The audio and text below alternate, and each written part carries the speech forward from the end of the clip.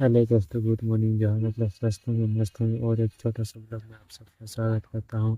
तो आज आप लोगों को दिखाने वाला हूँ एक खतरनाक चियार होगा, जो उसमें आप लोगों को अभी ठंडी का सीजन चल रहा है, उसमें हम लोग को हीटर बैठाए हैं जो गर्मी देगा, आप लोगों को देखने में भी अच्छा लगेगा। किस तरह हम लोग बनाए हैं सब कुछ इस ब्लॉग में आप लोगों को बताएंगे। आप लोग लास्ट तक बने रहें।